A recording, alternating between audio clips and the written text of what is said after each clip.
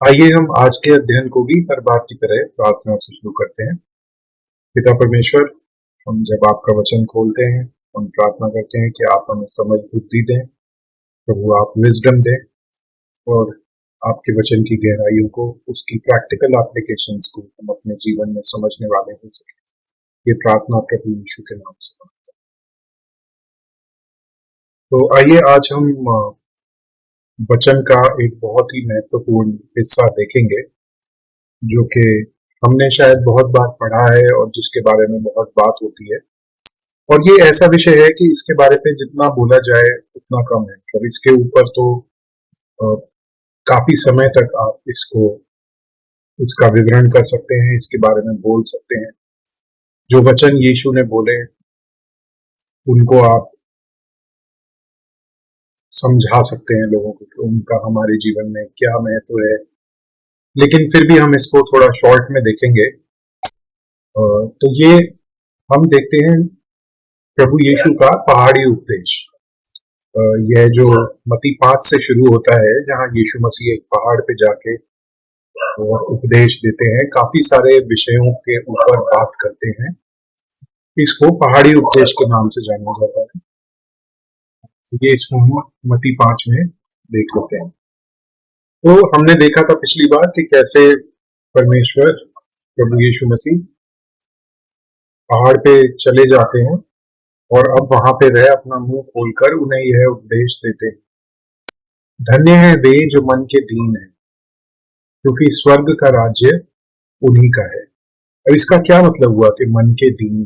क्या आप ऐसा कोई वचन में से उदाहरण सोच सकते हैं किसी व्यक्ति का जो मन में दीन हो? मैं सोचता हूँ ऐसा एक उदाहरण जो मुझे याद आता है, वो दाऊद का उदाहरण मुझे याद आता है। खास करके तब जब दाऊद ने पाप किया, लेकिन उसके बाद जो नेथन नबी था, भविष्यवक्ता नेथन था, उसने आके उसे बताया और दाऊद को अपना पाप याद आया और उसने उस समय परमेश्वर से क्षमा मांगी। और दाऊद ने एक भजन भी लिखा जो कि पश्चाताप का भजन, पूरा भजन पश्चाताप का है अगर हम उसे पढ़ें। और उसमें हम देखते हैं कि किस तरह दाऊद ने दीन होकर परमेश्वर से माफी मांगी अपने पाप की। तो एक वो उदाहरण हमें वहां पे मिलता है दाऊद का, जहां पे वो मन में दीन हो गया। देखिए, इन सब बातों का उदाहरण प्रभु यीशु मसीह तो खुद है ही, लेकिन हम उनसे अलग एक उदाहरण हम देख रहे हैं। प्रभु यीशु मसीह के अलावा हमें कहाँ कहाँ पे यह देखने को मिलता है, क्योंकि इसे हमें भी अपने जीवन में मसीह होने के नाते उतारने की जरूरत है। प्रभु यीशु मसीह का ये कहना कि धन्य है वे जो मन के दीन है, इसका मतलब यही है कि अगर हम मन में दीन बनेंगे तो हम धन्य कहलाएंगे। इसका उल्टा क्या हो सकता है? जो मन में घमंडी है, जो दीन नहीं है, घमंड करते हैं। शायद आत्मिक घमंड की बात यहाँ पे ज्यादा हो रही है, आर्थिक के बजाय। तो आत्मिक रूप से टूटा हुआ व्यक्ति जो मन में दीन हो, जो एक एक कहानी उसकी भी है ना, दो व्यक्ति जो खड़े होकर प्रार्थना करते हैं। एक फरीसी होता है जो अंदर खड़े होकर प्रार्थना करता है, और एक शायद चुंगी लेने वाला होता है जो बाहर खड़ा होता है। फरीसी कहता है कि प्रभु, मैं धन्यवाद करता हूँ कि मैं उस चुंगी लेने वाले की तरह नहीं। और चुंगी लेने वाला यह प्रार्थना करता है कि प्रभु, मेरे पे दया कर, क्योंकि मैं इस लायक भी नहीं हूँ कि अपनी आंखें तेरी ओर उठा सकूं। तो मन में दीन कौन था? जो चुंगी लेने वाला था, वो मन में दीन था। लेकिन यहाँ पे हमें ये याद रखना है कि यहाँ पे फॉल्स ह्यूमिलिटी की बात नहीं होती। मतलब हम दूसरों को दिखाने के लिए तो मन में दीन है, लेकिन अगर कोई हमारी नॉलेज को, हमारी बाइबल नॉलेज को, या अगर कोई हमें ये बोल दे कि तुझे कुछ नहीं पता बाइबल का, तो हमें कितना बुरा लगता है। उससे हमें पता लगता है कि क्या हम सच में मन में दीन हैं, या हम मन में तो घमंडी हैं, पर हम लोगों के सामने ये दिखाने की कोशिश करते हैं कि हाँ, हम बड़े दीन हैं। तो जब प्रेशर पड़ता है, जब विपत्ति का समय आता है, जब कोई आपके ऊपर उंगली उठाता है, तब सच में पता लगता है कि आप मन में कितने दीन हैं।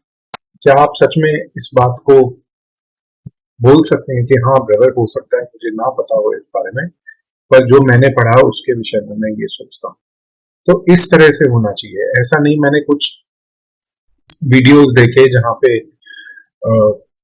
मसीह के दो प्रचारक आपस में एक दूसरे से वाद विवाद में पड़ जाते हैं, और वो भी एक दूसरे को मतलब इस तरह की भाषा का प्रयोग करते हैं जो कि एक मसीह को नहीं करनी चाहिए। तो उससे पता लगता है कि कौन मन में दीन सच में है और कौन मन में दीन नहीं। ठीक है।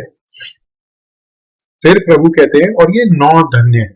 यहाँ पे आप देखिए 1 2 3 4 5 6 7 8 9, और जो ये पूरा पहाड़ी उपदेश है इसमें 9 3 3 ऐसे करके, मतलब 3 का बहुत महत्व है। और वो मैं आपको आगे एक डायग्राम भी उसका है, उसमें से भी मैं दिखाऊंगा कि ये किस वजह से बोल रहा हूँ।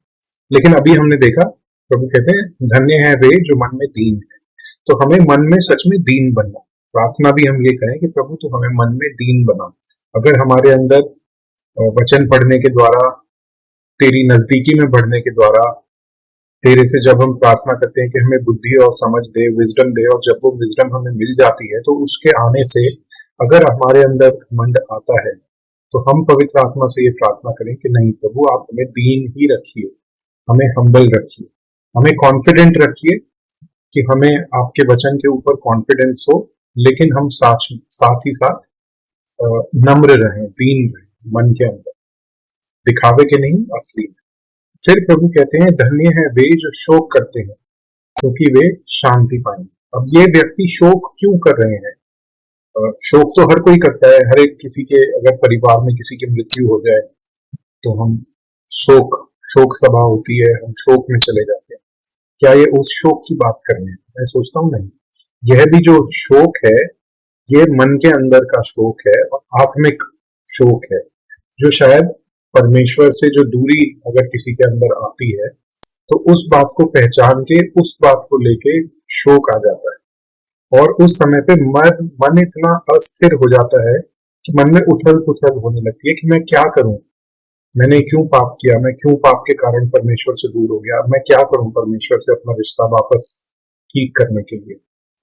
तो उस समय पे जब मन शोकित है तो प्रभु कहते हैं कि जो शोक करते हैं वो शांति पाएंगे।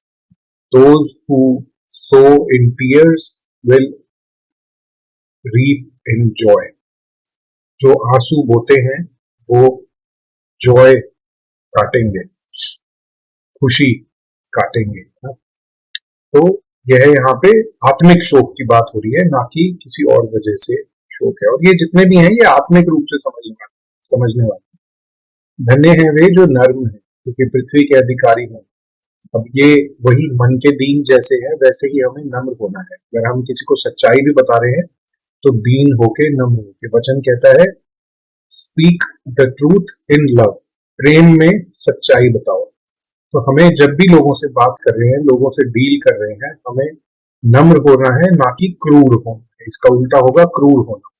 कई बार हम अपने कामों में, मैं अपनी दुकान में काम करता हूं तो मैं बिजी हो जाता हूँ और काम के बीच में अगर कोई कुछ बोल दे तो जो पहला जवाब होता है वो बहुत क्रूरता से निकलता है, या जवाब ना भी दें तो हमारा, जिसको इंग्लिश में डिमीनर कहते हैं, हिंदी में शायद उसे कहेंगे हाव भाव। आपके हाव भाव से भी पता लग जाता है कि आप नम्र हैं या क्रूर हैं।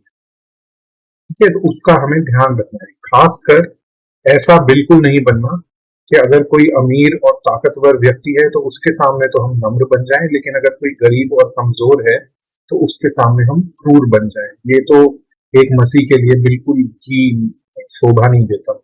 और मैं खुद भी कन्फेस करता हूँ कि मैं इस चीज से जूझता हूँ, लेकिन मैं धन्यवाद करता हूँ कि पवित्र आत्मा ने इस बात की पहचान मुझे दी है, और मैं पवित्र आत्मा से प्रार्थना भी लगातार करता हूँ कि इस चीज से मैं उभर सकूं। प्रभु कहते हैं धन्य है वे जो नर्म है क्योंकि वे पृथ्वी के अधिकारी हैं आने वाले समय में, अनंत जीवन। ये जो सेकंड पार्ट है, जो वादा है प्रभु यीशु मसीह का, ये सारी चीजें आने वाले समय में जब अनंत जीवन में हम जाएंगे तब के लिए है।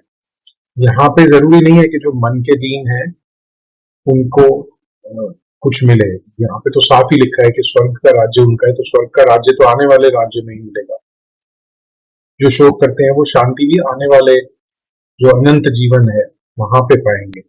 पृथ्वी के अधिकारी भी हम तभी होंगे जब अनंत जीवन आएगा, जब नई सृष्टि, नई पृथ्वी और नया स्वर्ग, जो प्रकाशित वाक्य में जिसकी बात कही गई है, जब वो समय आएगा ना। क्योंकि देखिए, दुनिया में जो इन बातों पर चलते हैं उनको लोग मूर्ख समझते हैं, उनको लोग सोचते हैं कि ये तो लूजर है, यह हारा हुआ व्यक्ति है,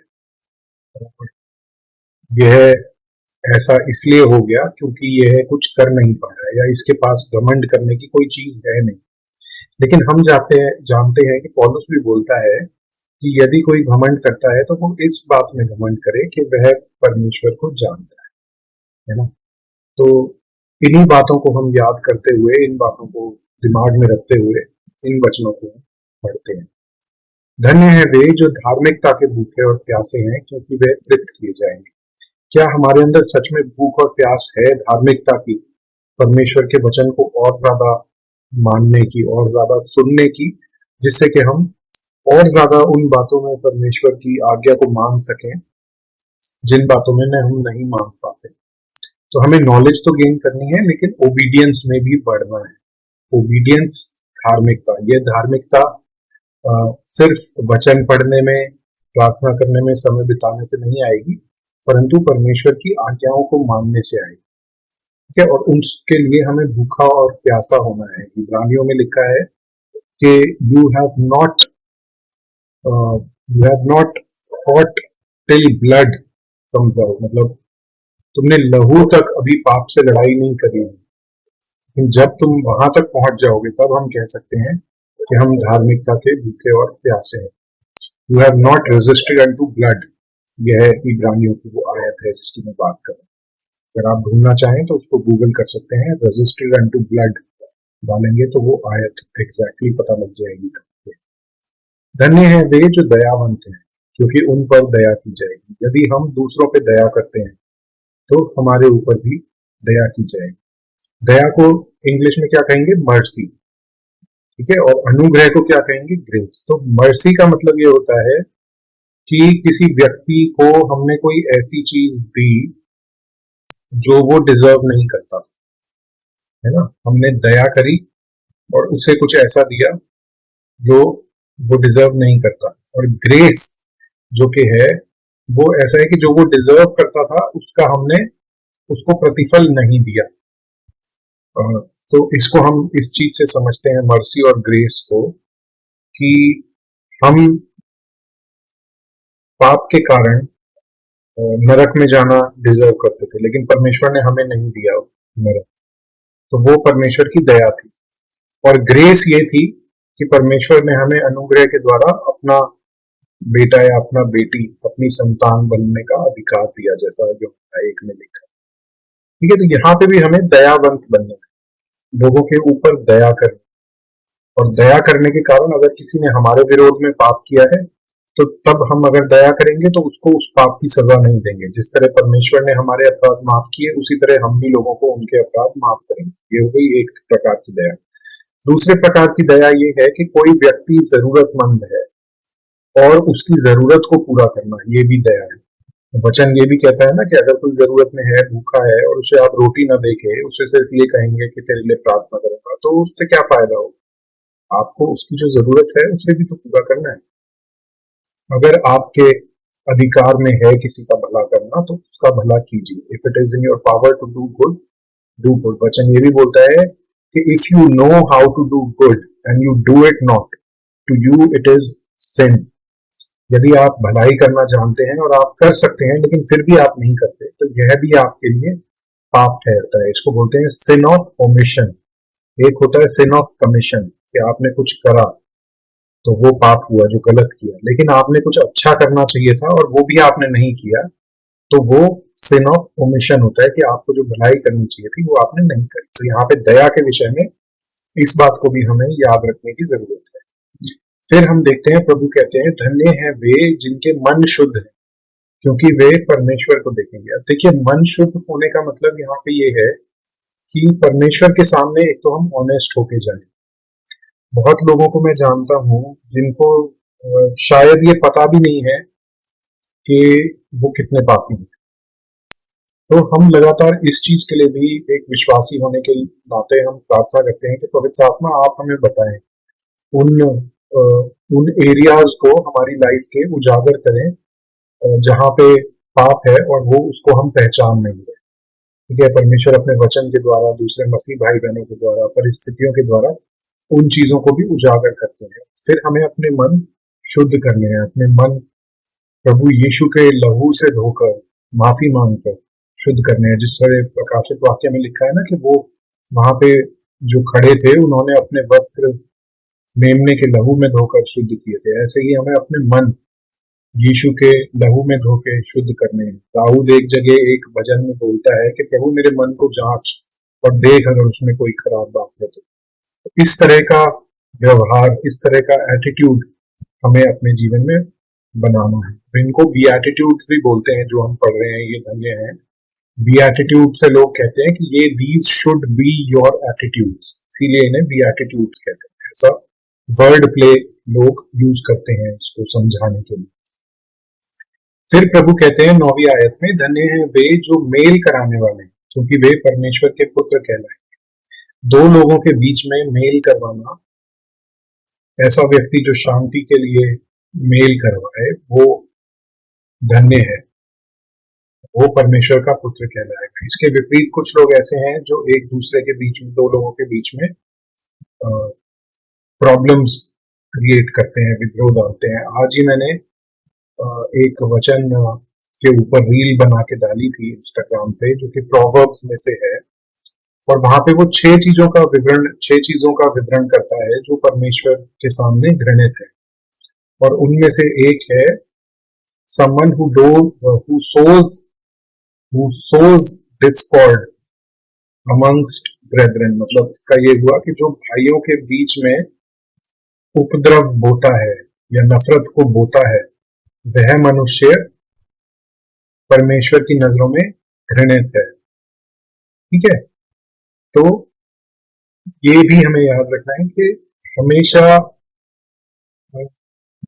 शांति बनाने वाला बनना है, हमें मेल कराने वाला बनना है, ना कि लोगों को लड़ा के गलत फहमियां पैदा करके और तमाशा देखने वाला। सबसे ज्यादा ये कैसे होता है, झगड़े, और ये सिर्फ डायरेक्ट नहीं होता, कई बार ये चुगलियां करने से भी झगड़े हो जाते हैं कि इसकी बात उसको बता दी कि वो तेरे बारे में ऐसा कह रहा था, इसको उसको बता दी कि वो तेरे बारे में ऐसा कह रहा था, दोनों के आपस में झगड़ा होता है। कुछ बातों को अपने तक ही रखिए, आगे मत पहुंचाइए।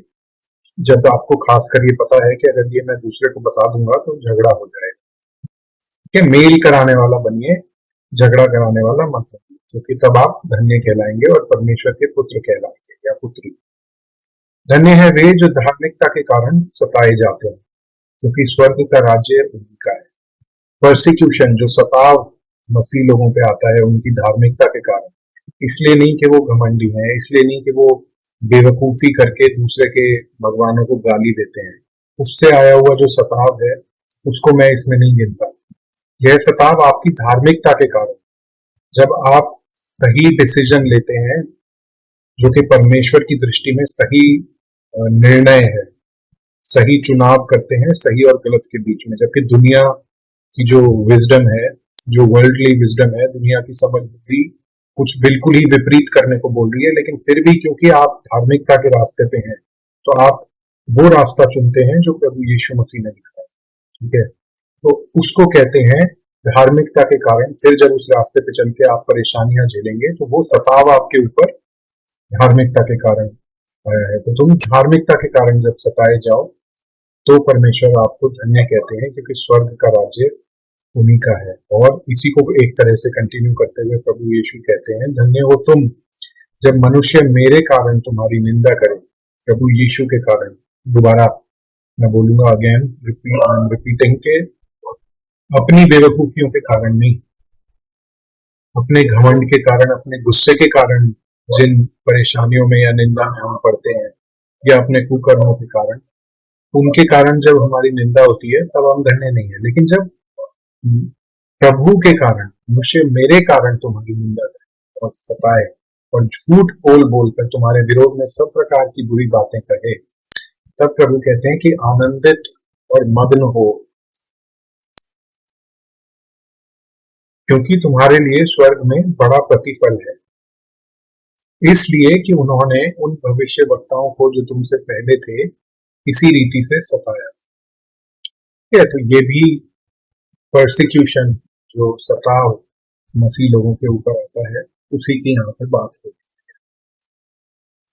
तो ये हमने आज देखे 9 धन्य धन्य है, धन्य हो वचन।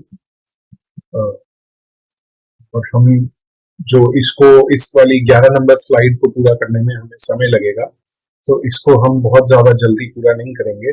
हम समय देखते हैं कितना हो गया। अभी 20 मिनट हुए हैं, थोड़ा सा मुझे लगता है हम कंटिन्यू कर सकते हैं। तो फिर प्रभु जब ये 9 धन्य हो गए उसके बाद जो है, जो प्रजा है, परमेश्वर के लोग हैं, उनको उनका प्रभाव और कर्तव्य बता रहे।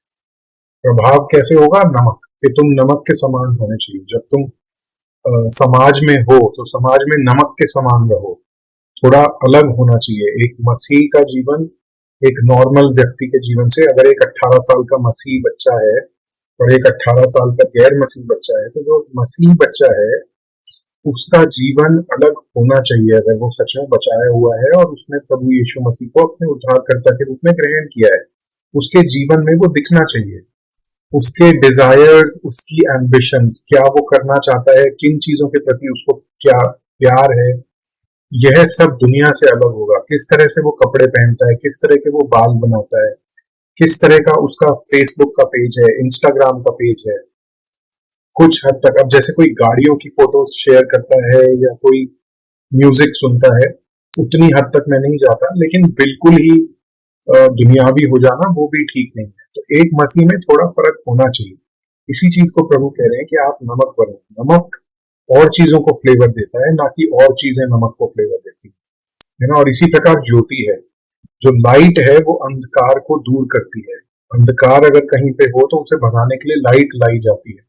लाइट के सामने आप अंधकार को ला ही नहीं सकते। तो इसीलिए मसीह लोगों को एक ज्योति के समान होना है कि बुराई उनसे दूर रहे। वो एक जो शहर है, एक पहाड़ पे रखा हुआ शहर, उसके समान प्रभु बोलते हैं। 5, 13 और 16 इसको पढ़ लेते हैं। तुम पृथ्वी के नमक हो, परंतु यदि नमक का स्वाद बिगड़ जाए तो वह फिर किस वस्तु से नमकीन किया जाएगा? फिर वह किसी काम का नहीं, केवल इसके कि बाहर फेंका जाए और मनुष्य के पैरों तले रौंदा जाए। तुम जगत की ज्योति हो। जो नगर पहाड़ पर बसा हुआ है वह छिप नहीं सकता, और लोग दिया जलाकर पैमाने के नीचे नहीं परंतु दीवट पर रखते हैं, मतलब ऊंची जगह पर रखते हैं, पलंग के नीचे नहीं रखते। तब उससे घर के सब लोगों को प्रकाश पहुंचता है। उसी प्रकार तुम्हारा उजियाला मनुष्य के सामने चमके कि वे तुम्हारे भले कामों को देखकर तुम्हारे पिता की जो स्वर्ग में है बढ़ाई करें। मतलब आपके अच्छे काम देख के लोग ये कहें कि वाह, मसीह लोग ऐसे होते हैं। होता ज्यादातर उल्टा है कि गलत काम देख के लोग सोचते हैं कि वो मसीह लोग ऐसे होते हैं। ऐसा नहीं, पर अच्छे काम के लिए जो एक अच्छा उदाहरण लोगों के सामने रखा जा सके, प्रभु इसकी बात यहाँ पे कर। फिर मसीह की शिक्षा का पुराने नियम और पारंपरिक शिक्षा से संबंध, जो कि 6 वचन है, 5, 17 से 48, इसको हम कल देखेंगे। आज मैं आपको एक और रिसोर्स दिखाता हूं इसी से रिलेटेड। ये देखिए, ये किसी व्यक्ति ने बहुत ही अच्छे तरीके से इसको बनाया है और मुझे काफी इंटरेस्टिंग लगा। उन्होंने इस तरह से दिखाया है कि जो सरमन ऑन द माउंट है, वो प्रभु यीशु मसीह ऊपर गए, उन्होंने ये जो 9 ब्लेसिंग्स हमने पढ़ी, 9 धन्य है, वो बताए। उसके बाद जो लॉ और प्रॉफिट्स थे उनके बारे में प्रभु ने बात करी। जो पुराने नियम में मूसा का नियम था, पुराने नियम में जो ओल्ड टेस्टामेंट में मूसा के नियम थे, मूसा जो है वो लॉ को दर्शाता है, इलाइजा जो है वो प्रॉफिट्स को दर्शाता है। तभी जो माउंट ऑफ ट्रांसफिगरेशन पे 2 लोग आए थे, they represented law and the prophets. ठीक है, तो इनके बारे में यीशु ने बात करी। और जो पूरा लॉ था उसको एक तरह से कंप्रेस करके कुछ आज्ञाओं में बताया, और जो प्रॉफिट्स थे उनको कंप्रेस करके कुछ आज्ञाओं में बताया। तो जो 6 वचन प्रभु यीशु मसीह ने बताए जिसमें पूरा लॉ कवर हो जाता है, उसमें उन्होंने मर्डर के बारे में, अडल्ट्री के बारे में, डिवोर्स के बारे में, जो कसम खाना होता है ओथ, उसके बारे में, रेट्रीब्यूशन बदला लेने के बारे में, और प्रेम के बारे में बताया। ये हम डिटेल में बात करेंगे इसके बारे में अगले सेशन में। अभी मैं सिर्फ आपको इसकी एक तरह से हाईलाइट दे रहा हूँ, जो ये डायग्राम है उसकी। आज जो हमने देखा वो यहाँ पे देखा था, ब्लेसिंग्स, ठीक है। उसके बाद हम देखेंगे 6 वर्ड्स जो लॉ से रिलेटेड है। उसके बाद गिविंग के बारे में, देने के बारे में प्रभु ने बताया। और फिर जो इस जैसे ये पहाड़ पर्वत पे, पहाड़ी पे चढ़ के जो उसकी सबसे ऊंची पीक होती है, वहां पे प्रभु प्रार्थना सिखाते हैं। जो परमेश्वर की प्रार्थना है, हमारे बाप वाली जो प्रार्थना है वो सिखाते हैं। उसके बाद वहां से हम वापस एक तरह से नीचे उतरते हैं, जहां प्रभु फास्टिंग के विषय में सिखाते हैं। और फिर 6 वचन जो कि नबियों के, भविष्य वक्ताओं के विषय में, जो उनको पूरा करते हैं। भविष्य वक्ताओं ने जो जो शिक्षाएं दी, उनको 6 शिक्षाओं में प्रभु ने दोबारा से कंप्रेस कर दिया, छोटा करके बताया। तो पूरा लॉ और पूरा प्रॉफिट वो प्रभु यीशु मसीह में पूरा हुआ, और प्रभु यीशु मसीह ने उनको समझाया इस जो सरमन ऑन द माउंट है, जो पहाड़ी उपदेश है, उसमें, ठीक है। उसके बाद नीचे आते आते लॉ और प्रॉफिट्स की बात करी, वार्निंग्स दी, और फिर जो है प्रभु नीचे आ गए, और ये जो सरमन ऑन द माउंट था, पहाड़ी उपदेश, ये पूरा होता है। तो इसकी शिक्षाएं भी एक पहाड़ के रूप में हम देखेंगे, तो हमें याद भी रहेंगी और समझ भी ज्यादा रहेगी। ये डायग्राम मैं आपको शेयर करता रहूंगा, दिखाता रहूंगा, जब जब हम इसमें से स्टडी करेंगे। आज हम इसको यहीं पूरा करते हैं, स्टडी को। तो आज हमने कहाँ तक किया है? हमने यहाँ तक किया है नमक और ज्योति तक। तो पुराने नियम के पारंपरिक शिक्षा के संबंध में जो 6 वचन थे, जो मूसा का नियम था, उसको हम कल देखेंगे, तो 5:17 से 48। ठीक है, आइए आज का भी हम प्रार्थना में खत्म करते हैं। प्रभु, हम धन्यवाद करते हैं कि आपका वचन हमें सिखाता है, और प्रभु जिन जिन बातों को हमने देखा, जो 9 बातें थी, कौन कौन से लोग धन्य हैं, उन बातों को प्रभु आप हमें याद रखने में हमारी मदद कीजिए, कि हम उन बातों को प्रभु अपने जीवन में अपनाने वाले हो सकें। प्रभु, हम देखते हैं जैसा कि आप हमें सिखाइए कि हमें मन में दीन किस तरह से होना है, सही बातों के लिए शोकित कैसे होना है, उन बातों के लिए नहीं शोकित होना जो हमारे भविष्य से जुड़ी हुई हैं और सांसारिक बातें हैं, पर आत्मिक बातों को लेके हमारे मन में शोक आना चाहिए। हमें नर्म कीजिए प्रभु, हमारे अंदर धार्मिकता की भूख दीजिए, हमें मौके दीजिए कि हम लोगों पे दया कर सकें, हमें दयावंत बनाइए। फिर हमारे मनों को शुद्ध कीजिए प्रभु, जैसा दाऊद ने एक भजन में कहा कि मेरे मन को जांचिए, और उसमें अगर कुछ अशुद्ध बात है तो उसे दूर कीजिए। हमें मेल करवाने वाला बनाइए, कि हम चुगलियों से और इधर की बात उधर करने से बचें, और प्रभु झगड़ों को सुलझाने वाले हों, झगड़ों के बीच में आके झगड़ों को खत्म करने वाले हो सकें।